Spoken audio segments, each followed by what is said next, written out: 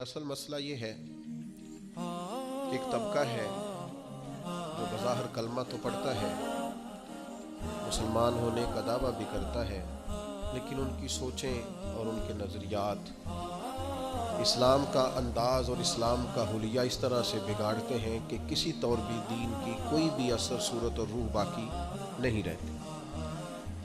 ان کی طرف سے یہ بات کہنے اور سننے کو ملتی ہے کہ علماء، مبلغین، واعظین وہ نیک اعمال پر اخروی اجر بتاتے ہیں، تو ہماری دنیا کا کیا بنے گا؟ میں نے پہلے بھی ایک دفعہ عرض کیا تھا، پھر عرض کرتا ہوں کہ اسلام میں دنیا ہے ہی نہیں۔ اسلام میں کہاں دنیا ہے؟ رزق کمانا اور رزق حلال کمانا کوئی دنیا ہے؟ یہ تو دین ہے۔ ماں باپ کی خدمت کرنا یا بچوں کی پرورش کرنا یا اپنے لیے اس لیے اسباب جمع کرنا کہ مجھے کسی کے سامنے ہاتھ نہ پھیلانا پڑے، اس رستے کو تو نبی پاک نے اللہ کا رستہ قرار دیا ہے۔ تو جس کو ہمارے عرف کے اندر بعض لبرل لوگ دنیا کہہ رہے ہیں، وہ دنیا تھوڑی ہے، وہ تو دین ہے۔ نہیں، آپ کو درجنوں مثالیں کتب احادیث میں ایسی ملیں گی کہ ایک شخص سے سرکار نے فرمایا، اس نے کہا مجھے جہاد پہ جانا ہے، تو فرمایا تیرے ماں باپ بوڑھے ہیں، تو جا کے خدمت کر، اللہ جہاد کا اجر عطا کرے۔ ایک شخص نے عرض کی کہ یا رسول اللہ صلی اللہ تعالی علیہ وسلم، میرا نام فلاں غزوے میں لکھ دیا گیا ہے اور میری بیوی حج پہ جا رہی ہے، اس کو محرم کی ضرورت ہے، تو میرے لیے حکم کیا ہے؟ تو محبوب نے فرمایا آپ غزوہ پہ نہ جائیں، وہاں سے آپ کا نام کاٹ دیا جاتا ہے، آپ اپنی بیوی کے محرم بن کر حج کرنے جائیں۔ تو اس پر تو درجنوں دلائل ہیں کہ دین اسلام نے ترجیحات کا تعین کیا ہے۔ جس طرح دین کے اندر نماز کو، روزے کو، حج کو، زکوٰۃ کو فرض کیا گیا ہے، حقوق العباد بھی اپنے اپنے مقام پر فرض کیے گئے۔ تو اس لیے سرے سے یہ بات کہنا کہ ہماری دنیا کا کیا بنے گا، جتنا دنیا کے معاملات کو، جن کو ہم دنیا سمجھتے ہیں، دنیا کے معاملات کو جتنا اسلام سپورٹ کرتا ہے اور جتنا نظم و ضبط میں لاتا ہے اور جتنا اس میں حسن پیدا کرتا ہے اور جتنی اس کے اندر اسلام حساسیت لاتا ہے، یہ تو کسی اور مذہب میں دور دور تک موجود ہی نہیں ہے۔ تو اس لیے اس پہلو کو سمجھا جائے۔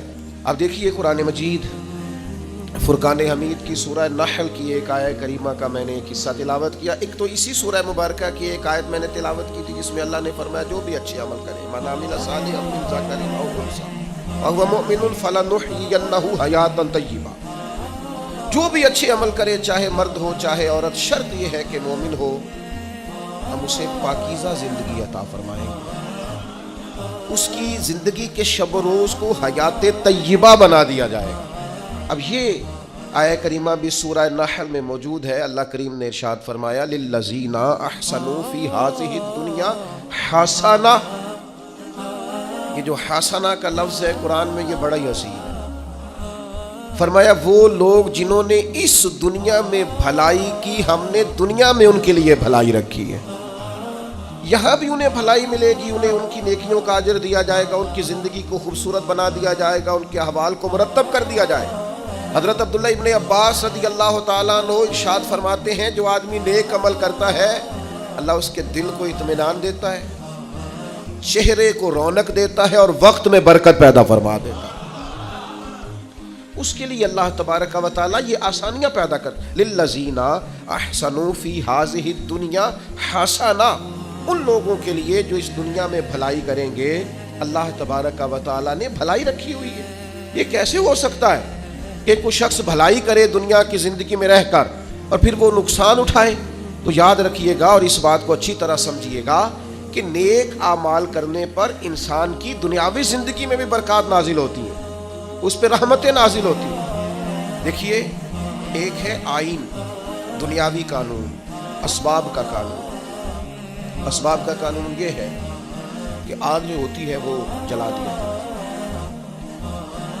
پانی سے پیاس بجھتی ہے، کھانا کھانے سے بھوک ختم ہوتی ہے، یہ دنیاوی قانون ہے۔ ایک ہے روحانی اور رحمانی قانون، وہ یہ ہے کہ آگ ہمیشہ جلاتی ہے، لیکن اگر رب چاہے تو جناب ابراہیم علیہ السلام کو نہیں جلائے گا۔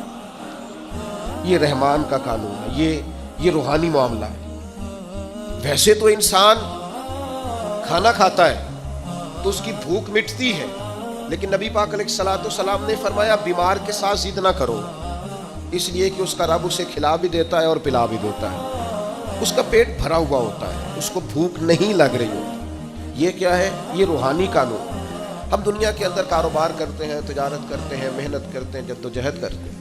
آپ ذرا تھوڑا سا اپنے ارد گرد ماحول کا جائزہ لیجئے گا، آپ کو محسوس ہوگا کچھ لوگ بہت تیز ہیں، بہت پھرتیلے ہیں، سوسائٹی کے اندر جتنے چلن ہیں ان سب سے وہ آگاہ ہیں، زمانے کی پیچ و تاب کو پورے طور پر جانتے ہیں، کس وقت کون سا مال خریدنا ہے، کون سا بیچنا ہے، ہر چیز سے انہیں پوری شناسائی، کس محفل میں جا کے کون سا رنگ اختیار کرنا ہے انہیں سب پتہ ہوتا ہے۔ یہاں اگر میں چلوں گا اور میں چڑھائی کر دوں گا تو سامنے والا لچک دکھا دے گا، انہیں خبر ہوتی ہے۔ لیکن ایسے لوگ زندگی کی دوڑ میں اکثر آپ کو پیچھے رہتے ہوئے دکھائی دیں گے۔ وہ تیز ہیں، وہ اسمارٹ ہیں، سب جانتے ہیں، دین کا بھی پتہ ہے، دنیا کا بھی پتہ ہے، سیاست کا بھی پتہ ہے، مختلف تہذیبوں سے بھی آگاہ ہے، لیکن پیچھے رہ گئے۔ کچھ لوگ آپ کو ایسے ملیں گے بظاہر بھولے بھولے، سیدھے سادے ہیں، پر مٹی میں ہاتھ رکھتے ہیں اللہ سونا بنا دیتا ہے۔ وہ جو لوگوں کے پاس بہت ساری دنیاوی معاملات ہیں وہ بظاہر ان کے پاس موجود نہیں ہیں، ان کو بہت سارے لوگ کہتے ہیں یار یہ کبھی مجھے یہ والا ہنر آتا ہوتا، یا جس طرح اس شخص کے پاس سرمایہ ہے میرے پاس ہوتا تو میں 10 کے 20 اور 20 کے 40 منٹوں میں کر کے دکھاتا۔ یاد رکھنا کئی دفعہ انسان پر ایسا وقت آتا ہے کہ اس کے لیے ایک رکاوٹ بھی رستے میں باقی نہیں رہتی، وہ جدھر جدھر جاتا ہے دروازے کھلتے جاتے ہیں، جن رستوں پر وہ سفر کرتا ہے وہ رستے اس کے لیے آسان ہوتے جاتے ہیں۔ بڑی لمبی چوڑی دشوار گزار گھاٹیاں ہوتی ہیں، لیکن یہ قدم رکھتا ہے تو رستے سمٹتے چلے جاتے ہیں۔ خود اسے احساس ہوتا ہے کہ یار میں پلٹ کر دیکھتا ہوں تو میں تو وہ کر ہی نہیں سکتا تھا جو مجھ سے ہو گیا، میرے لیے ممکن کہ میں نے کر لیا، یہ مجھ سے ہو گیا، دروازے کھل جاتے ہیں۔ اللہ کا قرآن کہتا ہے کچھ لوگ ایسے ہیں جن کے لیے اللہ زمین و آسمان کی برکتوں کے دروازے کھول دیتا ہے۔ زمین بھی دروازے کھولتی ہے اور آسمان بھی، تو شرطیں کتنی ہیں؟ تو ہر آدمی چاہتا ہے میرے لیے زمین و آسمان کے دروازے کھل جائیں، شرطیں کتنی؟ صرف 2۔ کیا عمل کرنا ہے؟ صرف 2 کام، صرف 2 شرائط۔ یہ قرآن مجید ہے، سورہ آراف ہے، فرمایا اگر یہ بستیوں والے ایمان لے آتے اور تقوی اختیار کرتے، ایمان لاتے اور متقی ہو جاتے، اللہ سے ڈر کے وقت گزارتے، تو کیا مالک تو صرف انہیں آخرت میں ہی اجر دے گا؟ صرف صبح قیامت ہی ایمان اور تقوی پر جزا مرتب ہوگی؟ تو فرمایا اگر بستیوں والے ایمان لاتے اور تقوی اختیار کرتے لفتحنا علیہم برکات من السماء والارض، ہم ان پر زمین و آسمان کی برکتوں کے دروازے کھول دیتے۔ اگر یہ ایمان لے آتے لفتحنا علیہم برکات من السماء والارض، تو دروازے کھول دیتے زمین و آسمان کی برکت، ہم ان پر دروازے کھول دیتے۔ شرط صرف 2، ایمان لائیں اور تقوی اختیار۔ جو بھی کام کریں اللہ سے ڈر کے کریں، مومن اور متقی بن کے کریں، لین کریں دین کریں، خریداری کریں فروخت کریں، حقوق العباد کا معاملہ، حقوق اللہ کا معاملہ، ہر معاملے میں اگر یہ اپنے رب کریم کی رضا کو پیش نظر رکھیں گے تو ایسا نہیں ہوگا کہ نیک لوگ نانے جویں کے محتاج رہیں، ایسا نہیں ہوگا کہ جو لوگ کفر کرنے والے ہیں وہ تو آسودہ زندگی گزاریں اور مومن مجبور اور تہی دست اور تنگ دامن زندگی گزارے۔ مالک کہتا ہے تو تقوی تو اختیار کر، تو پکا مومن تو بن، میں زمین آسمان کی برکتوں کے دروازے کھول دوں گا۔ اور بالکل اسی مضمون کو سورہ طلاق کے اندر بیان فرمایا، بالکل اسی مضمون۔ بعض اوقات ایسا ہوتا ہے انسان مسائل میں گھر جاتا ہے اور اسے چاروں جانب سے راستے بند نظر آتے ہیں، اسے محسوس ہوتا ہے کہ یار اس وقت تو میں وہی ہوں جس کے ارد گرد اتنے لوگ ہوتے تھے، یہ اچانک کیا ہوا؟ ہر طرف سے مشکلات نے گھیر لیا، دکھ آئے ہیں تو اکٹھے ہی آ گئے ہیں، آزمائشیں آئی ہیں تو بیک وقت آ گئی۔ اللہ کریم نے سورہ طلاق میں ارشاد فرمایا ان ساری مشکلات سے نکلنے کا بھی یہی رستہ ہے، وَمَن يَتَّقِ اللَّهَ يَجْعَل لَّهُ مَخْرَجًا، جو اللہ سے ڈرے گا اللہ ہر مشکل سے نکلنے کے لیے اسے رستہ عطا فرما دے، اللہ اس کے لیے اسباب پیدا کر دے، اسے خبر ہی نہیں ہوگی، اسے پتہ ہی نہیں چلے گا، وَيَرْزُقْهُ مِنْ حَيْثُ لَا يَحْتَسِبُ، اللہ فرماتے ہیں وہاں سے رزق دوں گا اس نے کبھی سوچا بھی نہیں ہوگا، گمان تک نہیں گیا۔ شرط کیا ہے؟ وَمَن يَتَّقِ اللَّهَ، اگر اللہ سے ڈرے، چالاکیاں نہ کرے، تیزیاں نہ دکھائے، سب کچھ شیشے میں نہ اتارے، خوشامد کر کے ہر آدمی کو قائل نہ کرے، جھوٹ کا سہارا نہ لے، زبان کی تیزی کے ساتھ اس کو بھی رکھنا ہے، اس کو بھی رکھنا ہے، اس سے بھی میری دوستی، اس سے بھی میری دوستی، میں ساری سوسائٹی کو. آپ فکر نہ کریں، اگر آپ کسی کو شیشے میں اتار رہے ہیں تو وہ بھی آپ کو شیشے میں اتار رہا ہے.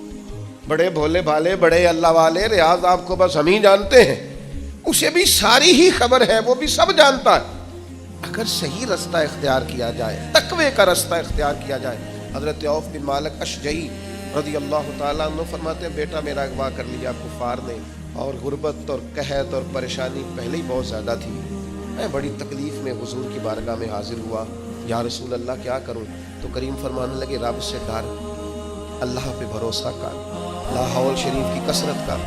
فرماتے ہیں ابھی ہم نے 1-2 تسبیح بھی پوری نہیں پڑھی تھی، دروازے پہ دستک ہوئی، بیٹا بھی آ گیا اور 400 بکریاں بھی ساتھ لایا. اتنی جلدی کرم نوازی، اتنی جلدی رحمت. میں نے کہا بیٹا کیا ہوا؟ کہنے لگے ابا جی کچھ لوگوں نے اغوا کیا تھا، مجھے باندھ رکھا تھا، اچانک میں نے ہاتھ ہلایا تو رسیاں بھی کھل گئی. باہر نکلا تو وہ غائب تھے، تھا ہی کوئی نہیں. اور اس حویلی میں 400 بکریاں تھیں. میں نے دروازہ کھول کے ذرا انہیں ہانکا ہے تو وہ 400 کی 400 میں سے بھاگی بھی کوئی نہیں، ساری ساتھ آ گئی ہیں. کرم ہو گیا. تو آپ فرماتے ہیں میں حضور کی بارگاہ میں حاضر ہوا، یا رسول اللہ ان بکریوں کا کیا کرنا ہے؟ تو فرمایا میرے رب نے تجھے عطا کی ہے، یہ مال غنیمت ہے، تیرے لیے جائز ہے. میرے بھائیوں، زندگی میں مسائل کا شکار ہو جائیں، غلط راہیں اختیار نہیں کی جاتی، جھوٹ کا سہارا نہیں لیا جاتا، رشوتیں دینے کے لیے مال جمع نہیں کیا جانا چاہیے، اور اپنے ناجائز کاموں کے لیے بڑے تعلقات نہیں بنانے چاہیے. کھانے کھلائے جا رہے ہیں، دعوتیں پکائی جا رہی ہیں، لوگوں کو بلایا جا رہا ہے، کارڈ تقسیم ہو رہے ہیں، تعلقات بن رہے ہیں. کس لیے؟ یہ لوگ مشکل وقت میں کام آئیں گے. تجربہ کر کے دیکھ لینا، جس کی جیب کارڈ سے بھری ہوئی ہے نا مختلف لوگ، ٹائم آنے پہ ملتا ہی کوئی نہیں. ہاں آدھے سے زیادہ تو نمبر ہی بند ملتے ہیں. وہ کہاں میرے عزیز، وہ کسی نے کہا تھا وہ تیری آنکھ ہو یا سنگ ملامت کی چبھن، کون پہنچا ہے میرے درد کی گہرائی تک. دور شہرت میں تو یاروں نے کیا یاد بہت، پر ساتھ آیا نہ کوئی کوچہ رسوائی تک. مشکل حالات میں کون ملتا ہے؟ ساری عمر ہی آٹا گد ہے، لکھاں کیتے نہیں پیڑے. تو جدو وقت آیا ہی محمد بخشا کوئی نہیں بیٹھا نیڑے. اس وقت میں اللہ فرماتے ہیں تو مجھ سے ڈر، میں تیرے لیے رستہ بنا دوں گا، تجھے گنجائش دوں گا، تیرے حالات ٹھیک کر دوں گا. لیکن شرط کیا ہے؟ اللہ سے ڈرا جائے، غلط راہوں کا انتخاب نہ کیا جائے، اپنے مالک کی طرف توجہ کی جائے، اپنے مسلح کو آباد کیا جائے، رب کریم کی جانب انسان رجوع کرے. اگر وہ اللہ کی جانب رجوع کرے گا، رب کریم سے ڈرے گا، اس کے حضور اپنی توجہ کو مبذول کرے گا، تو اللہ تبارک و تعالیٰ اس کے لیے بڑی جلدی رستہ پیدا کر دے گا. اور یہ تجربہ ڈھیر سارے لوگوں نے کیا اور وہ اس تجربے پر کامیاب بھی ہوئے. اور پھر ہم جائز اور ناجائز مال اکٹھا کر کے نا، ہم سے جب کوئی شخص پوچھتا ہے کہ کس کے لیے جمع کر رہے ہیں؟ بچوں کے لیے. آپ ناراض نہ ہوئیے گا، بچے تو بیچارے بالغ ہونے کے بعد کہتے ہیں ابا جی سے کہ وہ اگر آپ ایک پلاٹ بیچ دیں تو میں کاروبار کر لوں، تو وہ تو بیچ ہی نہیں رہے. تو شروع سے تو آپ کہہ رہے تھے بچوں کے لیے جمع کر رہے ہیں. کہاں ہے بچوں کے؟ یہ تو آپ کے نام ہے، ہر چیز پر قبضہ آپ کا ہے، کنجیاں ساری آپ کے پاس ہیں، ہر چابی آپ کی دسترس میں ہے. بھائی کہاں ہے بچوں کے پاس؟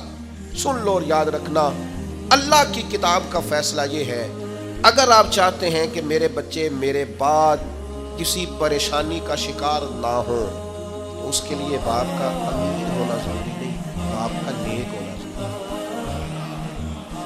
آپ یہ سمجھتے ہیں کہ میں بہت زیادہ بینک بیلنس چھوڑ کے جاؤں گا تو پیچھے میری اولاد آسودہ زندگی گزارے گی، میں بہت ساری زمین جائیداد چھوڑ جاؤں گا تو یہ خوشحال وقت گزاریں گے، انہیں کوئی تکلیف نہیں آئے گی؟ ایسا نہیں ہے. قرآن مجید کا یہ فیصلہ ہے کہ آپ کے پیچھے آپ کے مال، آپ کی جان، آپ کی اولاد کی حفاظت تب ہوتی ہے جب آپ تقویٰ چھوڑ کے جاتے ہیں، پرہیزگاری چھوڑ کے جاتے ہیں، نیک نامی چھوڑ کے جاتے ہیں. یہ قرآن مجید ہے، یہ سورہ کہف ہے، یہ حضرت خضر علیہ السلام ہے. یہ ایک گاؤں میں گئے ہیں جناب موسیٰ کلیم علیہ السلام کے ساتھ. گاؤں والوں نے مہمان نوازی کوئی نہیں کی، لیکن اللہ کے ان پاک باز لوگوں نے ایک گرتی ہوئی دیوار سیدھی کر دی.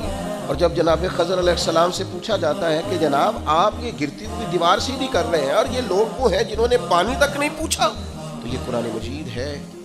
رب کریم فرماتا ہے، جناب خضر علیہ السلام نے فرمایا یہ دیوار 2 یتیم بچوں کی ہے، ان کی ملکیت ہے یہ جگہ، اور اس جگہ کے نیچے ان کا باپ خزانہ چھوڑ گیا ہے اپنے بچوں کے لیے۔ اگر یہ دیوار گر جاتی، خزانہ ظاہر ہو جاتا، تو ان بچوں کا مال لٹ جاتا۔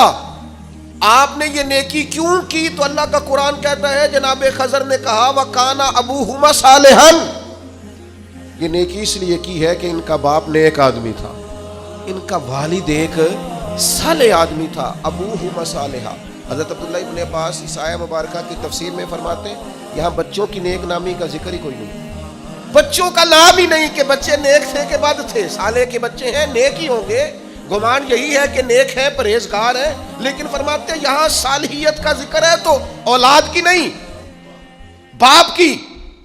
آپ فرماتے ہیں سن لو لوگو، یاد رکھو صالحیت چھوڑ کے جانا، اور پھر اگر تم نیک نامی چھوڑ کے جاؤ تو پھر اپنے بچوں کے لیے پریشان نہ ہونا، رب کی رحمت ان کی حفاظت کرے گی۔ تمہاری فصل کو کوئی برباد نہیں کرے گا، تمہارے خزانے کو کوئی لوٹے گا نہیں، تمہارے پیچھے تمہاری اولاد اور تمہارا گھر ویران نہیں ہوگا۔ شرط یہ ہے کہ صالحیت چھوڑ کے جانا، تقوی اپنے پیچھے چھوڑ کے جانا، اپنے پیچھے نیک نامی چھوڑ کے جانا۔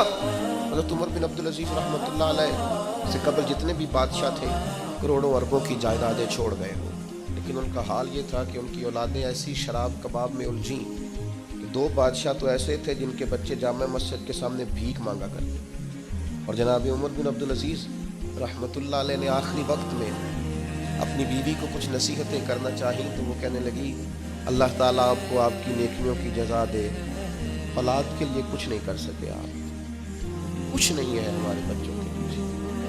آپ نے فرمایا بلاؤ نا بیٹوں کو، تو بیٹے حاضر ہوئے تو حضرت عمر بن عبدالعزیز کہنے لگے بیٹا تمہارا باپ بزدل تھا، جائیداد نہیں بنا سکا، اس کیا مطلب؟ تو ہر میدان میں ڈٹے رہے۔ فرمانے لگے میں بزدل تھا بیٹا، دوزخ سے ڈر گیا، جہنم کی آگ سے میں ڈر گیا، میں نہیں اپنے مالک کے عذاب کا مقابلہ کرنے کی سخت رکھتا تو میں ڈر گیا، تمہارے لیے کوئی ناجائز پیسہ جمع نہیں کر سکا، اپنے باپ کو معاف کر دینا، بس یہی روکھی سوکھی ہے جو چھوڑ کے جا رہا ہوں، قبول کرنا۔ تو جناب عمر بن عبدالعزیز کے بیٹے اٹھ کے اپنے والد کے قریب بیٹھ گئے، کہنے لگے ابا جی آپ کی سلامتی ہو، پرانے بادشاہوں کی اولادیں گلیوں سے گزرتی ہیں تو لوگ دیکھ کے رخ پھیر لیتے ہیں، اور ہم جس گلی سے گزرتے ہیں لوگ کہتے ہیں نیک آدمی کی اولاد جا رہی، تو پرہیزگار آدمی کے بیٹے جا رہے ہیں، آپ کے نام سے جانے جاتے ہیں تو ہمارا قد ناز سے اونچا ہو جاتا ہے، ہمارا سر فخر سے بلند ہوتا ہے۔ دوستو اللہ فرماتا ہے وَكَانَ أَبُوهُمَا صَالِحًا، ان کا باپ صالح تھا، نیک تھا۔ گھر چاہتے ہو کہ پیچھے اولاد کو کوئی تکلیف نہ آئے، جانے کے بعد اولاد پر کوئی آزمائش نہ آئے، زمانے کی تیز دھوپ کی تپش انہیں نہ پہنچے، حالات کی شدت کا یہ شکار نہ ہو، تو سرمایہ نہیں، مال نہیں، جائیداد نہیں، تقوی چھوڑ کے جانا، پرہیزگاری چھوڑ کے جانا۔ بڑا شوق ہے لوگوں کو شہرت کا، بڑا شوق ہو گیا ہے لوگوں کو فیمس ہونے کا، بڑا دل کرتا ہے کسی طریقے سے مشہور ہو جائے، بڑی خواہش ہے، اس کے لیے لوگ سفر کرتے ہیں بڑا لمبا چوڑا، اور چاہتے یہ ہیں کہ کوئی ایسی صورت بن جائے، کوئی ایسی کیفیت ہو جائے، کسی طریقے سے وائرل ہو جائے۔ اللہ تعالیٰ مجھ سے درگزر کرے، میں بڑا چھوٹا آدمی اور من دانم کے من دانم، جو میں ہوں مجھے پتا ہے، لیکن آپ کو کیا عرض کروں کہ شہرت اپنے اندر مسائل کتنے رکھتی ہے۔ مصنف ابن ابی شیبہ میں مولا علی شیر خدا کا فرمان ہے، آپ فرماتے ہیں اسے مبارک ہو جسے کم لوگ جانتے ہیں، اسے مبارک ہو جسے تھوڑے لوگ جانتے ہیں، یہ جو ہے یہ بھی اللہ کا فضل ہے، اللہ تعالیٰ معاف کرے۔ لیکن جو عرض کرنا چاہتا ہوں وہ یہ ہے کہ ایک تو یہ ہے کہ خدائی معاملہ ہو گیا شہرت ہو، اور ایک یہ ہے کہ حصول شہرت کی کوشش کرنا، جد و جہد کرنا اور خواہش پیدا کرنا۔ ہم تو بعض اوقات بڑی شرم محسوس کرتے ہیں، تکلیف ہوتی ہے، کوئی صورت ہی نہیں رہ گئی، سفید داڑھی والا ہے یا خاتون ہے یا داڑھی شریف رکھا ہوا شخص ہے، وہ صرف وائرل ہونے کے لیے ایسی حرکات کر رہا ہے جو کسی مہذب معاشرے میں کبھی کوئی نہیں کرتا۔ ہم نے کیا ساری قوم کو اداکار بنانا ہے؟ کیا سب کا وائرل ہونا ضروری ہے؟ کیا ہر شخص کے لیے شہرت اچھی ہوتی ہے؟ یہ بڑی آزمائش، بڑی تکلیف. میں بڑے دکھ کے ساتھ یہ بات آپ کی خدمت میں عرض کرتا ہوں کہ میں ایسے مشہور لوگوں کو جانتا ہوں جو حرم مدینہ اور حرم مکہ میں جا کے چند گھنٹے مسجد میں بیچارے نہیں بیٹھتے، لوگ بیٹھنے نہیں دیتے، کبھی یہاں بیٹھے ہیں، کبھی وہاں بیٹھے ہیں، کبھی کسی سے چھپ رہے ہیں، اس لیے کہ وہ وائرل ہیں اور وہ آ جاتے ہیں لوگ سارے. اور اب تو خیر آپ کوئی کام کر ہی نہیں نہ سکتے، کچھ نہیں کر سکتے. میں نے ایک جگہ جماعت کرائی، آپ کو پتہ ہے مجھے تکلیف ہے پیر میں، ایک زمانہ ہو گیا میں جماعت کرانا چھوڑ دی. جماعت کرائی تو اس کی پوری مووی بن گئی. جو مجھے بنا کے بھیج رہے تھے، میں نے ان سے پوچھا مجھے یہ بتائیے کہ مغرب کی جماعت کا ٹائم تھا، 3 رکعتوں کی آپ نے ریکارڈنگ کی ہے، اس کا مطلب ہے آپ نے جماعت چھوڑ دی اور آپ ریکارڈنگ کرتے رہے. اتنا الجھاؤ کہاں سے آ گیا ہمارا؟ اتنی وہ. پھر ایک اور بڑا خوبصورت نعرہ ہے، وہ جی تصویر اس لیے بنانی ہے ذرا یاد رہتی ہے. تو میں نے کہا غوث پاک تو ہمیں کبھی نہیں بھولے، فوٹو تو کوئی بھی نہیں ان کی ہمارے پاس. خواجہ اجمیر ہمیں آج تک یاد ہے، ان کی تو کوئی فوٹو نہیں ہمارے پاس. داتا علی اجمیری صدیاں گزر گئیں، بھول گئے ہیں دنیا کو، دکھائیں فوٹو ان کی کس کے پاس ہے؟ فوٹو سے یادگیری رہنی ہے. کمال ہے بھائی، یادگیری کا بھی خوبصورت حوالہ ہم نے تلاش کیا. تو میرے عزیز، ایک شہرت وہ ہے جو خدائی ہے، جو خدائی ہے. وہ اگر ملے تو پھر کیا بات ہے. قرآن کہتا ہے وہ بھی ملے گی. کس کو؟ ان الذین آمنوا وعملوا الصالحات سیجعل لهم الرحمن ودا. فرمایا بے شک وہ لوگ جو ایمان لانے کے بعد نیک عمل کریں، رحمان لوگوں کے دلوں میں ان کی محبت پیدا فرما دے. سیجعل لهم الرحمن ودا، رحمان لوگوں کے دلوں میں محبت پیدا کر دے گا. انہیں شہرت کشید نہیں کرنی پڑے گی، انہیں ڈھونڈ ڈھونڈ کے وہ لوگ نہیں تلاش کرنے پڑیں گے جن کے ساتھ فوٹو آ جائے تو لائکس اور کمنٹس زیادہ ملتے ہیں. ادھر نہیں جانا پڑے. رحمان، اور کہاں رحمان محبت پیدا کرے گا؟ لوگوں کے دلوں میں. اور صحیح حدیث بخاری مسلم میں موجود ہے، نبی کریم علیہ السلام نے فرمایا جب رب کسی سے محبت فرماتا ہے تو جناب جبریل امین علیہ السلام کو بلا کر فرماتا ہے میں اس بندے سے محبت کرتا ہوں، آپ بھی محبت فرمائیے. اور زمین و آسمان کی مخلوق میں اعلان فرما دیجئے کہ اللہ تعالیٰ اس سے محبت کرتا ہے، لہذا سارے اس سے محبت فرمائیں. یہ وہ عزت اور شہرت ہے جو خدائی ہے. یہ وہ نہیں ہے جو کسی شخص کے دل میں بڑا شوق تھا، بڑا ارمان تھا، ڈھونڈتا پھرتا تھا اور وہ سارا کچھ کرنے کو تیار تھا لیکن اسے شہرت چاہیے. یہ خدائی ہے.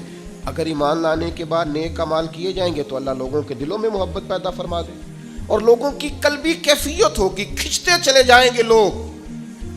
بہت ساری سہولیات بہت ساری جگہوں پہ موجود نہیں ہوتی لیکن لوگوں کی روحیں کھنچتی چلی جاتی ہیں. کیوں؟ اس لیے کہ رحمان لوگوں کے دلوں میں محبت پیدا کر دیتا ہے. پھر ایک اور بہت بڑا مسئلہ ہے. ایک مسئلہ ہمارے ہاں یہ ہے کہ میرے خلاف لوگ سازش کر رہے ہیں لہذا میں نے بھی ان کے خلاف سازش ہی کرنی. میرے بارے میں لوگ باتیں کر رہے ہیں لہذا میں نے بھی 10 کی جگہ 20 کرنی.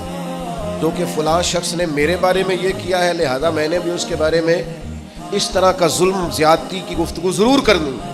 اللہ کا قرآن فرماتا ہے کہ اگر تم کرو نا صبر اور تم اختیار کرو تقویٰ تو کسی کا مکر و فریب تمہیں کوئی تکلیف پہنچا ہی نہیں سکتا. بعض اوقات ایسا ہوتا ہے کہ دشمن اپنے ہی جال میں پھنس کر مر جاتا ہے. اگر صبر کیا جائے، یہ قرآن مجید ہے، یہ سورہ آل عمران ہے. اللہ کریم نے ارشاد فرمایا وَإِن تَصْبِرُوا وَتَتَّقُوا، اگر تم صبر کرو گے اور تم تقوی اختیار کرو گے لا یضرکم کیدہم شیئا، تو فرمایا ان کا مکر و فریب، دشمنوں کا مکر و فریب تمہارا کچھ بھی بگاڑ نہیں سکے، تمہیں کوئی ضرر نہیں پہنچا سکے گا کسی کا مکر و فریب. شرط کیا ہے؟ وَإِن تَصْبِرُوا وَتَتَّقُوا، صبر کرو. اور امام اعظم ابو حنیفہ رحمۃ اللہ تعالی علیہ کے والد کا انتقال ہو گیا. امام صاحب رحمۃ اللہ علیہ 3 دن تعزیت کے لیے لوگ آتے رہے، آپ بیٹھے رہے. چوتھے دن گلی سے گزر رہے تھے، آپ کے ساتھ خدام شاگرد ارادت مند بھی تھے. گلی میں گئے تو وہاں آپ کا ایک مخالف، مسلمان تھا، مومن کہلاتا تھا، پر آپ کا مخالف تھا. وہ چوک میں آپ کو مل گیا، السلام علیکم کے فوراً بات کرنے لگا اے نعمان بن ثابت، میں نے سنا آپ کے والد کا انتقال ہو گیا. کہنے لگا مسلمان ہوں، مومن ہوں، آپ کے قبیلے کا ہوں، اپنی والدہ کا نکاح میرے ساتھ کر رہا ہے۔ بڑی تکلیف والا منظر، بڑی اذیت ناک۔ آپ کے محبین نے تلواروں پہ ہاتھ رکھ لیے۔ امام صاحب نے فرمایا اس نے نکاح کی دعوت دی ہے، ایک جائز بات کی ہے، لیکن اتنا غلط طریقہ اختیار کیا، چوکوں میں چوراہوں میں باتیں ہوتی ہیں۔ فرمایا میرے قدموں میں شریعت کی زنجیریں ہیں، میرا رب مجھے صبر اور تقوی کا حکم دیتا ہے۔ سارا حوصلہ جمع کر کے امام صاحب فرمانے لگے عدت گزرتی ہے، آپ کا نام لے کے والدہ کی خدمت میں عرض کروں گا، اگر وہ آپ سے نکاح میں رضامند ہوگی تو مجھے اعتراض نہیں ہوگا۔ یہ جملے کہے، پھر بوجھل قدموں سے 4 قدم آگے اٹھائے تو امام صاحب کے آنسو نکل گئے، اور اپنے آنسو پونچھ کے کہنے لگے کئی دفعہ یہ اخلاق کتنے صبر آزما ہو جاتا ہے اور کتنی مشکل میں انسان کو لے جاتا ہے۔ ابھی امام صاحب اگلے چوک میں گئے تھے، وہ دھڑام سے زمین پہ گرا، اس کی روح پرواز کر گئی۔ لوگ دوڑے آئے، کہا حضور اس کا انتقال ہو گیا۔ آپ نے کیا کہا؟ کوئی بد دعا دی؟ فرمایا میں نے بد دعا نہیں دی، ابو حنیفہ کے صبر نے اس کی جان لے لی۔ اس نے میری والدہ کے بارے میں اس طرح چوک میں جاگ رسائی کی اور یہ انداز اختیار کیا۔ اسے پتا تھا کہ شریعت اسلامیہ مجھے صبر کا اور تقوی کا کہتی ہے جائز بات پر، یہ انداز جائز بات کا۔ فرمایا اس نے سمجھا تھا میں لاوارث ہوں، وہ جو میرے ساتھ کرے گا ہو جائے گا۔ فرمایا دیکھو نا، اللہ ولی ہے مومنوں کا، میرے مالک نے دستگیری فرمائی اور ابو حنیفہ کے صبر نے اس کی جان لے لی۔ میرے بھائیوں، میں اور بھی بہت ساری مثالیں قرآن حکیم سے آپ کی خدمت میں عرض کر سکتا ہوں، لیکن عرض یہ کرنا چاہتا ہوں کہ نیک اعمال، صالحیت، عبادت، ریاضت، تقوی، سچائی، دیانتداری، معاملہ فہمی، صبر، تقوی، مشکلات اور آزمائشوں کے باوجود اللہ کے حضور شکر کے جذبات، یہ انسان کو صرف آخرت میں ہی اجر نہیں دلائیں گے، مشکلات میں انسان کے سامنے نیکیاں بھی آ کے کھڑی ہوا کرتی ہیں، دنیاوی معاملات میں بھی نیکی انسان کے بڑا کام آیا کرتی ہے، اس کے لیے آسانی پیدا کر دیتی ہے نیکی دنیاوی معاملات کے اندر بھی۔ بخاری مسلم میں صحیح سند کے ساتھ نبی رحمت علیہ السلام کا وہ فرمان موجود ہے اور بڑا مشہور ہے، معروف ہے، حضور نے خود اسے بیان کیا۔ فرمایا 3 شخص کسی دوسرے علاقے میں جا رہے تھے اور رستے میں بارش اور طوفان نے گھیر لیا، تو ایک غار کے اندر جیسے وہ بند ہوئے، خود رسول رحمت اسے بیان فرماتے ہیں، اور حضور فرماتے ہیں لڑک کر کے ایک پتھر جب آیا اور غار کا منہ اس پتھر نے بند کر دیا، اب باہر نکلنے کا کوئی رستہ ہی نہیں تھا، تینوں نے مل کے بھی زور لگایا پر وہ پتھر اتنا وزنی تھا کہ کوئی صورت ہی نہیں تھی۔ اب ان تینوں نے فیصلہ کیا کہ اپنی کوئی نہ کوئی نیکی نہ یاد کریں۔ کیا اکبر اللہ آبادی کہتے ہیں مصیبت میں بھی اب یاد خدا ہم کو نہیں ہے، دعا منہ سے نہ نکلی، جیبوں سے عرضیاں ہی نکلی۔ اب مختلف محکموں میں درخواستیں جمع کراتے ہیں، مسلح نہیں بچھاتے، تعلقات لڑاتے ہیں، اپنی کوئی نیکی نہ یاد کریں۔ تو ایک نے ہاتھ اٹھائے اللہ کے حضور، عرض کیا اے مالک تو جانتا ہے میں ریوڑ رکھے ہوئے ہوں بکریوں کا، یہ لفظ ہے صحیح حدیث میں، اے مالک میں نے کبھی بھی دودھ پہلے بیوی بچوں کو نہیں دیا، جب بھی پلاتا ہوں ماں باپ کو پہلے پلاتا ہوں، اور مالک تو علیم بذات الصدور ہے، وہ رات بھی کریم تیری بارگاہ میں ہر چیز موجود ہے کہ جس رات میں دیر سے آیا اور ماں باپ سو گئے، بچوں کو، غلاموں کو، بیوی کو میں نے دودھ نہیں دیا، میں پیالہ لے کے رات بھر کھڑا رہا، صبح جب وہ جاگے تو میں نے دودھ پلایا تھا، مجھے بتا نا میں نے تو تیری رضا کے لیے کیا تھا، اگر وہ نیکی تجھے پسند ہے تو اس مشکل سے نجات دے۔ یہ رسول پاک کا فرمان صحیح حدیث میں موجود ہے، رات بھر ماں باپ کے لیے کھڑا رہا، جب اللہ کے حضور اس نیکی کے وسیلے سے دعا مانگی پتھر تھوڑا ہٹ گیا، ہوا اور روشنی کا بندوبست ہو گیا۔ کرو نا ماں باپ کے ساتھ نیکی۔ اور میں صحیح حدیث میں یہ الفاظ آپ دیکھ سکتے ہیں کہ فرمایا بیوی بچوں پر ماں باپ کو فوقیت دیتا رہا، یہ نیکی ہے میری، ماں باپ کی خدمت نہیں کرتا رہا، بیوی بچوں سے پہلے ماں باپ کو درجہ دیتا رہا ہوں۔ پتھر ہٹ گیا، دوسرا عرض گزار ہوا، مالک تو دلوں کے حال جانتا ہے، تجھے پتہ ہے مجھے اپنی چچا زاد بڑی अच्छी लगती थी, मैंने कई बार उसे दावत दी, लेकिन उस पाकबाज औरत ने रुख मेरी तरफ न किया। फिर एक दफ़ा कहत हो गया था, वो मजबूर हो गई, तंगदस्त हो गई, मजबूर हो के आई मेरे साथ खलवत में चलो। लेकिन वो आई और कांपने लगी और कहने लगी अल्लाह से डर। मालिक वो मेरे कब्जे में थी, मैं सब कर सकता था, पर तेरे लिए, तेरी रिजा के लिए मैं डर गया तुझसे। अगर ये नेकी तुझे पसंद है तो करम फरमाना। हुजूर फरमाते हैं पत्थर थोड़ा और सिरक गया और थोड़ा उनके लिए कुशादगी हो गई। हवा के झोंके तेज आने लगे। मुश्किलों में जब हवा के झोंके आए तो वो तेरे ताल्लुकात की बुनियाद पर नहीं आएंगे, तेरे तकवे की बुनियाद पर आएंगे। तेरे तकवे की बुनियाद पर हवा के झोंके आएंगे। तीसरा बोला, उसने कहा मालिक मैंने मुख्तलिफ लोग मजदूरी पे रखे हुए हैं, सबको बर वक्त मजदूरी देने का आती हूँ। एक शख्स अपनी कुछ दिनों की मजदूरी छोड़ गया था, फिर मैंने ढूंढा, वो मुझे मिला नहीं, मैंने उतने पैसे कारोबार में लगा लिए। ऐ मेरे करीम रब तू जानता है, फिर उससे नफ़ा होता रहा और मैं उसके हिस्से का नफ़ा रखता रहा। और फिर जब पैसे इतने हो गए, मैंने ऊँट भी खरीदे, बकरियां भी खरीदी, और भी जानवर खरीदे, गुलाम भी खरीदे। सालों के बाद वो शख्स आया और कहने लगा मैं मजबूर तंगदस्त हूँ, मेरी कुछ रकम आपकी तरफ बकाया थी, अगर मिल जाए।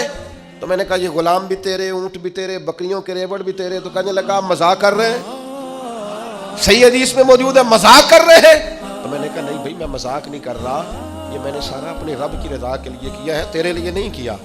तेरा सरमाया था वो कारोबार में लगता रहा। या हमारे यहाँ भी पार्टनरशिप होती है, यहाँ भी कारोबार चलने लगे तो लोग कहते हैं मेरा तेरा गुजारा नहीं, चलने जो लग गया है, कहते तू फारिग है। यहाँ तो लोग किराए पर दुकान देते हैं, और अगर समझे ना कि वो बेचारा जो बैठा है दुकान में उसका कारोबार ठीक चलने लगा है तो कहते तू खाली कर, मुझे खुद करना है, निकल। उसने इतना पैसा संभाल के रखा। करीम महबूब बयान फरमाते हैं, रसूल रहमत के लबहाए नूर से ये जुमले निकले। फरमाया उसने अपनी उस नेकी का वसीला देकर जो रब के हुजूर बात अर्ज की, चेहरे पर हाथ फेरे ही थे कि पत्थर लुढ़का, रास्ता खाली हो गया। अल्लाह के रसूल हमें ये नसीहत करना चाहते हैं कि जब तुम पर मुश्किलात बने ना तो नंबर न तलाश करो कि फलां का नंबर कहाँ है, फलां का नंबर कहाँ है। कोई रात ढूंढो जो सिर्फ रब की रजा के लिए गुजरी हो। कोई नेकी तलाश करो जो फकत अल्लाह के लिए की हो।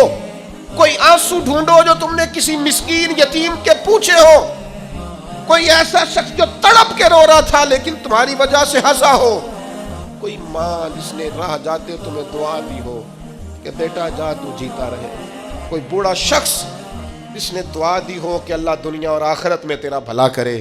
कोई यतीम, कोई लावारिस, कोई कमजोर, कोई शख्स जिसकी रूह से तुम्हारे लिए दुआ निकली हो। कोई बैठा हुआ मुझे दूर दुआ देता है, मैं डूबता हूं पर समुंदर उछाल देता है। भाई नेकियां जिंदगी को भी संवार देती, यहां भी इंसान को नफा होता है, इस दुनिया के अंदर भी उसे बेशुमार बरकत नेकियों की बरकत से नसीब होती है।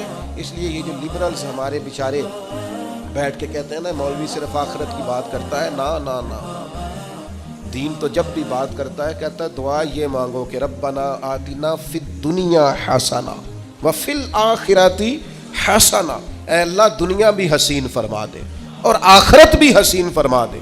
इस्लाम किसी मकाम पर किसी जगह भी फकत आखिरत की बात नहीं कर रहा। दीन तो कहता है यहाँ भी समझ जाएगा तुम्हारा सारा कुछ हो। मैंने आपको पहले भी एक दफ़ा बताया था, मेरा कॉलेज में जो क्लास फेलो सबसे ज़्यादा मुझे मौलवी साहब कह के तंग करता था। उस दौर में ना ये बम धमाके बड़े होते थे, तो मेरा एक करीबी दोस्त था तो वो बड़े खौफनाक अंदाज में मेरा नाम लेता। कॉलेज में दाखिल होता कहते मौलवी की तलाशी ले लो, और मुख्तलिफ अंदाज में फब्तियाँ कसता। कभी वेस्ट कोट पहन के चले जाते तो कहते नीचे जैकेट तो नहीं। तो फिर मुझे कभी कभी वो ये भी कहा करता कि यार क्या रास्ता इख्तियार कर लिया, ज़हीन तरीन आदमी है, सारे लाली में, तुम क्या मौलवी बन रहे।